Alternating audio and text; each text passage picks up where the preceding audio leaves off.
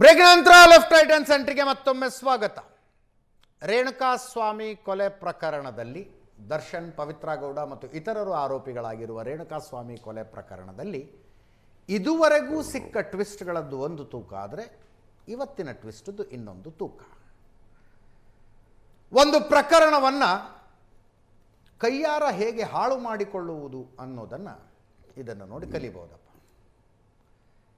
ಯಾವುದಾದರೂ ಪ್ರಕರಣದಲ್ಲಿ ಆರೋಪಿಗಳಾಗಿರುವವರು ಬಿಡುಗಡೆಯಾಗುವ ಕನಸು ಕಾಣ್ತಾ ಇದ್ದರೆ ಅವರು ಸಾಕ್ಷಿಗಳ ಸುದ್ದಿಗೆ ಹೋಗದೇ ಇರೋದು ಒಳ್ಳೆಯದು.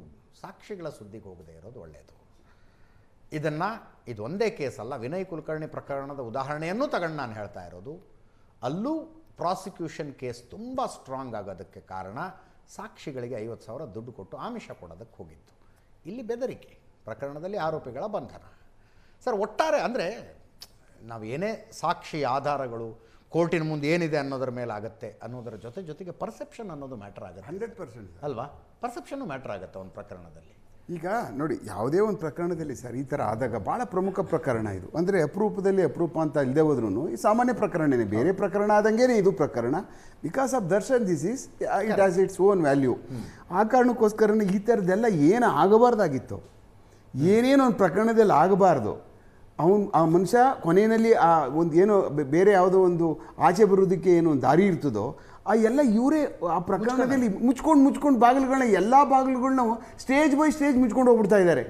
ಇದು ಆಗಬಾರ್ದಾಗಿತ್ತು ಈ ಸ್ಟೇಜಲ್ಲಿ. Actually this is most important stage. ಯಾವ ಟ್ರಯಲ್ ನಡೆಯುವಂಥ ಸಮಯದಲ್ಲಿ ಜೈಲಿನಲ್ಲಿ ಕೂತ್ಕೊಂಡು ದರ್ಶನ್ ಧಮಕಿ ಕೊಡೋದಕ್ಕೆ ಅಭಿಮಾನಿಗಳನ್ನು ಕಳಿಸಿದ್ದು ಅಂತಲ್ಲ, ಯಾರೋ ಅತ್ಯುತ್ಸಾಹಿ ಅಭಿಮಾನಿ ಕೂತ್ಕೊಂಡು ನಮ್ಮ ಡಿ ಬಾಸಿಗೆ ನಾನು ಏನೋ ಒಂದು ಉಪಕಾರ ಮಾಡಿ ಅದನ್ನೇ ಯಾರೋ ಒಂದು ಸಾವಿರಾರು ಜನ ಇದ್ದಾರೆ, ಯಾರೋ ಹೇಳ್ಬಿಟ್ರು ಮಾಡ್ಬಿಟ್ರು ಅಂದ್ರೆ ನಮ್ಗೆ ಯಾಕೆ ವಿಜಯ ತಿಂತಾರೆ, ಅವ್ರು ಯಾರೋ ಅರೆಸ್ಟ್ ಮಾಡ್ಕೊಂಡು ಹೋಗಿ ನಾವು ಮಾಡಲಿಲ್ಲ, ನಾನೇ ಕಳ್ಸಕ್ಕೆ ಹೋಗ್ಲಿ, ನಂಗೆ ಸಂಬಂಧ ಇಲ್ಲ, ಅವ್ರು ಯಾರೋ ಮಾಡಿದ್ರು, ಅವರು ಇಂಥವ್ರು ಸಾವಿರಾರು, ನನ್ಗೆ ಲಕ್ಷಾಂತರ ಜನ ಇದ್ದಾರೆ ಸ್ಟೇಟಲ್ಲಿ ಅಂತ ಹೇಳ್ತಾರೆ. ನಾಳೆ ಬೆಳಗ್ಗೆ ಅವರು ಬರುತ್ತೆ, 100% ಹೇಳ್ತಾರೆ.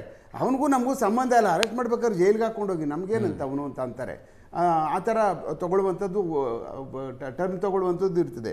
ಬಟ್ ಆಗಬಾರ್ದಷ್ಟೇ ಇಂಥ ಪ್ರಕರಣಗಳಲ್ಲಿ. ಈ ಸ್ಟೇಜ್ಗಳಲ್ಲಾದಾಗ ಏನಾಗ್ತದೆ, ಈಗಾಗಲೇ ಅಫೆಕ್ಸ್ ಕೋರ್ಟ್ಗಳು, ಆ ಕೋರ್ಟು ಮೇಲಿಂದ ಮತ್ತೆ ಅಲ್ಲಿಂದ ವಾಪಸ್ಸು, ಮತ್ತು ಆಗಲೇ ಬೇಲ್ಗಳಿಗೆ ಈಗೆಲ್ಲ ಸರ್ಕಲ್ ಆಗ್ತಾ ಇರುವಂಥ ಸಮಯದಲ್ಲಿ ಏನಾಗ್ತದೆ, ನನ್ನ ಲೆಕ್ಕದಲ್ಲಿ ಎಲ್ಲೋ ಸೆಟ್ಬ್ಯಾಕ್ ಆಗಿಬಿಡುತ್ತೆ ಸರ್ ಇದು. ಕರೆಕ್ಟ್.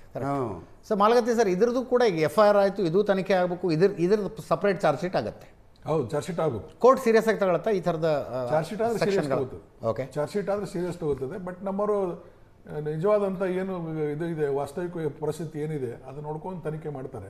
ಇಲ್ಲಿ ತನಕ ಪೊಲೀಸರು ಸೀರಿಯಸ್ ಇದಾರಪ್ಪ ದರ್ಶನ್ ಕೇಸ್. ಅಲ್ಲ, ಇದರಲ್ಲಿ ಇರಬೇಕು, ಅದ್ರ ಸುಳ್ಳಿದಾನೋ ನಿಜಾನೋ ಅಂತ ಅದು ವೆರಿಫೈ ಮಾಡಬೇಕು. ಅಲ್ಲ, 4 days ಕಸ್ಟಡಿ ಅದರಲ್ಲಿ ಏನೋ ಅವನದೇನು ಪಾತ್ರ ಇದೆನೋ, ಆರೋಪಿದು ಮೇನ್ ಆರೋಪಿದು ಏನು ಪಾತ್ರ ಇದೆ ಇದರಲ್ಲಿ, ಅದನ್ನು ಬರೀತಾರೆ. ಅದು ಸುಮ್ಮನೆ ನಾವು ಮಾಡುತ್ತಾರೆ ಆಗಲ್ಲ ಸರ್. ಸತ್ಯ ಇದ್ರೆ ಸತ್ಯ ಅಂತಾನೆ ಬರೀಬೇಕು, ಸುಳ್ಳು ಅಂತಾನೆ ಬರೀಬೇಕು. ಅದೇನಾರು ಹಾಕೊಳ್ಳಿ ಇಂಥ ವಿಚಾರದಲ್ಲಿ ಬಂದಾಗ ಮಾತ್ರ 100ಕ್ಕೆ 100ರಷ್ಟು ನನ್ನ ಆತ್ಮಸಾಕ್ಷಿ ಒಪ್ಕೋಬೇಕು, ಮತ್ತೆ ಎವಿಡೆನ್ಸಸ್ಗಳು ಪೂರಕವಾಗಿರ್ಬೇಕು, ಇಲ್ಲ ಮಾಡಬಾರ್ದು.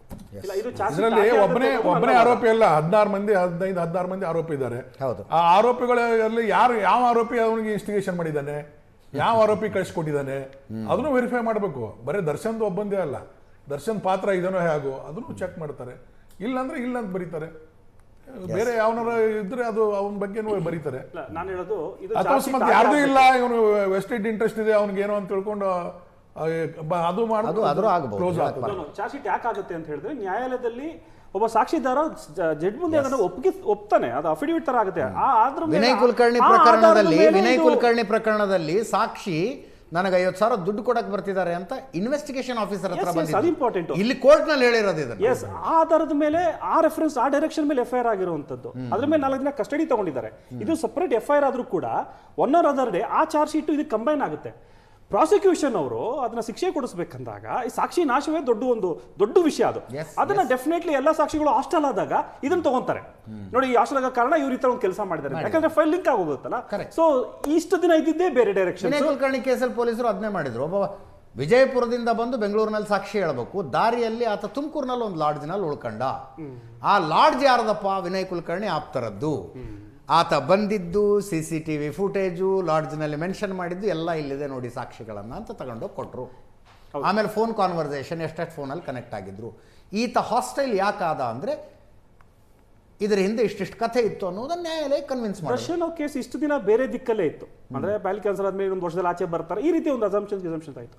ಬಟ್ ಇವತ್ತು ನಡೆದಿರುವಂಥದ್ದು, ಈ ಡಿಸ್ಕಷನ್ ಆಗ್ತಿರೋದು, ಈ FIR ಆಗಿರುವಂಥದ್ದು ದಿಕ್ಕೇ ಚೇಂಜ್ ಆಗ್ಬಿಡುತ್ತೆ. It's A direction is completely change. ಹಾಗಾಗಿ ತಾವು ಹೇಳಿದ ಹಾಗೆ ಅಭಿಮಾನಿಗಳೇ ದರ್ಶನ್ ಎಲ್ಲೋ ಒಂದ್ ಕಡೆ ಹಾಳು ಮಾಡಿದ್ರ ಅನ್ನೋಂಥದ್ದನ್ನ ನಾವು ಕ್ವೆಶ್ಚನ್ ಮಾಡ್ತೀವಿ. ಎಲ್ಲ ಕಡೆ ಫ್ರಮ್ ದ FIR. ಎಸ್. ಈಗ ನಾವು ತನಿಖೆ ಮಾಡುವಾಗ ಬಹಳ ಇಂಟ್ರೆಸ್ಟ್ ಒಂದು ಕಷ್ಟಪಟ್ಟು ಆರೋಪಿನ ಹಿಡ್ಕೊಂಡು ಹಗಲು ರಾತ್ರಿ ಕೆಲಸ ಮಾಡಿರ್ತೇವೆ. ಅವ್ ಬಿಡುಗಡೆ ನಮಗೂ ಸಂಕಟ ಆಗ್ತದೆ. ಈಗ ನೋಡಿ, ನಾವು ಮೈಸೂರಲ್ಲಿ ಇರುವಾಗ 300 ಜನ ಅರೆಸ್ಟ್ ಮಾಡ್ಬೇಕಾದ್ರೆ 6 ತಿಂಗಳವರೆಗೂ ಕಷ್ಟಪಟ್ಟಿದ್ದೀವಿ. ಕೇರಳಕ್ಕೆ ಹೋಗಿ ಹಿಡ್ಕೊಂಡ್ ಬಂದಿವಿ. ಅಂಥವೆಲ್ಲ ಸರ್ಕಾರ ವಾಪಸ್ ತಗೊಂಡ್ಬಿಟ್ಟಿತ್ತು ಕೇಸುಗಳು. ಎಷ್ಟು ಸಂಕಟ ಆಗ್ತದೆ ನಮಗೆ ಅಲ್ವಾ? ಆಯೋಗಗಳಿಗೆ ನಾವು ಬೇಡ ಅಂತ ರಿಪೋರ್ಟ್ ಬರೆದು ಕೊಟ್ಟಿದ್ದೆ ನಾನು, ಬಿಡಬಾರ್ದಂತ.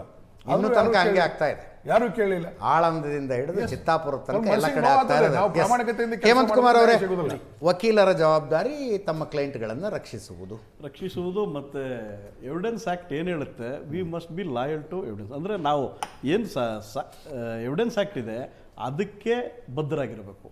ಸೊ ಸಾಕ್ಷಿಗಳು ಏನು ಕೋರ್ಟ್ ಮುಂದೆ ಬರ್ತವೆ ಅವು ಎಕ್ಸಾಮಿನೇಷನ್ ಇನ್ ಚೀಫ್ ಅಥವಾ ಕ್ರಾಸ್ ಎಕ್ಸಾಮಿನೇಷನಿಂದ ಏನು ವೆರಾಸಿಟಿ ಆಫ್ ದ ವಿಟ್ನೆಸ್ ಅಂತಾರೆ, ಅಂದರೆ ಸತ್ಯಾಸತ್ಯತೆ ಏನಿದೆ ಅನ್ನೋದನ್ನು ಸಾಕ್ಷಿ ಹೇಳಬೇಕು. ಅದಕ್ಕೆ ನಾನು ಆಗಿಂದನೂ ಹೇಳಿದ್ದು, ಸಾಕ್ಷಿ ಧೈರ್ಯ ಮಾಡಬೇಕು. ನಿಜವಾಗ್ಲೂ ಸಾಕ್ಷಿ ಪ್ರತ್ಯಕ್ಷದರ್ಶಿಯಾಗಿದ್ದರೆ ಪ್ರತ್ಯಕ್ಷ ಏನು ನೋಡಿದ್ದಾರೆ ಅದು ಇದ್ದಂಗೆ ಹೇಳಿದರೆ ಸಾಕು. ಈ ಮ್ಯಾನಿಪುಲೇಷನ್ ಆದಾಗಲೇ ಹೆಚ್ಚು ಕಮ್ಮಿ ಆಗೋದು. ಎಕ್ಸಾಗ್ರೇಟ್ ಮಾಡೋಕ್ಕೆ ಹೋದಾಗ, ಎಂಬಲಿಷ್ಮೆಂಟ್ ಮಾಡೋಕ್ಕೆ ಹೋದಾಗ, ಅಂದರೆ ಕನ್ನಡದಲ್ಲಿ ಉತ್ಪ್ರೇಕ್ಷೆ ಮಾಡೋಕ್ಕೆ ಹೋದಾಗ ಹೇಗಿದೆ ವಿಷಯ ಅದು ಹಾಗೆಯೇ ಹೇಳಿದ್ರೆ, ಖಂಡಿತವಾಗಿ ಸತ್ಯ ಹೇಗಿದೆ ಹಾಗೆ ಹೇಳಿದ್ರೆ 90% ಕನ್ವಿಕ್ಷನ್ ಆಗಿದ್ದಾವೆ. ಈ ಯಾವಾಗ ಎಂಬಲಿಷ್ಮೆಂಟು, ಎಕ್ಸಾಗರೇಷನ್ನು, ಒಮಿಷನ್ನು, ಕಾಂಟ್ರಡಿಕ್ಷನ್, ನಮಗೆ ಅವಾಗ ಏನಾಗುತ್ತೆ, ಡಿಫೆನ್ಸ್ಗೆ ಚಾನ್ಸಸ್ ಆರ್ ಮೋರ್. ಯಾಕೆಂದರೆ ಇರೋದು ಹಿಂಗೆ ಹೇಳಿದ್ರೆ ಹಂಗೆ ಆಗುತ್ತೆ. ಈಗ ಮಚ್ ತೊಗೊಂಡು ಬಂದ ಒಂದೇಟ್ ಇರ್ತದೆ, ಮೆಡಿಕಲ್ ಎವಿಡೆನ್ಸಲ್ಲಿ ಒಂದೇಟ್ ತೋರಿಸ್ತಾ ಇರ್ತದೆ. ಇವನೇನು ಮಾಡ್ತಾರೆ, ಆಲೆ ಮೇಲೆ ಹೊಡೆದ, ಹೊಟ್ಟೆ ಮೇಲೆ ಹೊಡೆದ, ಸುಮ್ಮನೆ ಹೇಳ್ತಾ ಇರ್ತಾನೆ ಸುಮ್ಮನೆ.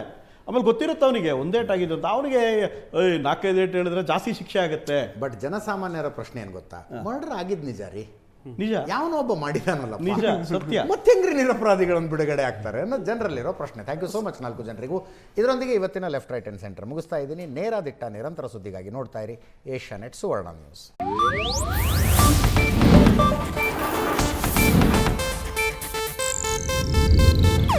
ಇದು ಏಷ್ಯಾನೆಟ್ ನ್ಯೂಸ್ ನೆಟ್ವರ್ಕ್ ಪ್ರಸ್ತುತಿ.